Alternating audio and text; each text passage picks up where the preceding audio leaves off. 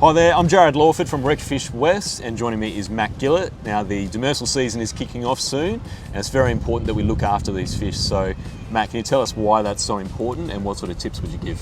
Yeah, thanks Jared. Fish that you've mentioned like jewfish, pink snapper, bulging groper, super important to recreational fishers. They are under recovery, so we're trying to recover stocks, and recreational fishers have a role to play there.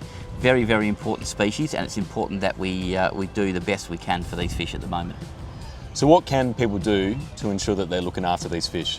Yeah, it's a great question, Jared. I think the answer to that begins when you're planning a fishing trip. These fish are really important and we all love to go and catch them, but there are other fish out there to catch. The bag limit for demersal fish is 2 per person. We've got a boat limit of 4. That doesn't mean we have to go out and catch 2 or 4 fish.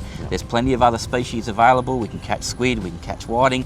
In summer, the pelagic fishing for things like Spanish mackerel and southern bluefin tuna are really good. The fads have been out there for a couple of months now, so they're about to fire. Really have a think if you really need to take the maximum number of demersal fish during a fishing trip. Yeah. So one query we get a lot at Recfishwest is when and where should you be releasing demersal fish, because the rules have changed and there's a lot of confusion. So when is an appropriate time, Matt?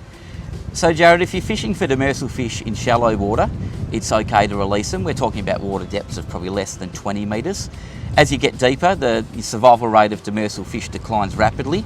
So catching demersal fish and releasing them into deeper water, it's not appropriate.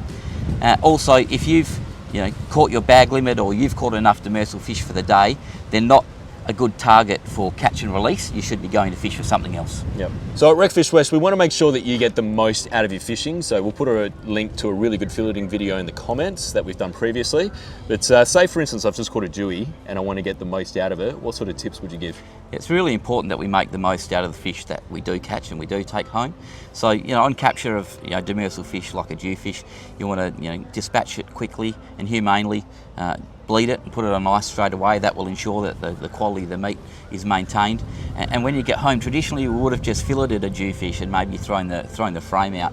But there is at least an additional meal on every frame, particularly in either the cheeks or the wings. So you can throw that on the barbecue, for instance, to ensure that for every fish we catch, we're really getting the best out of it.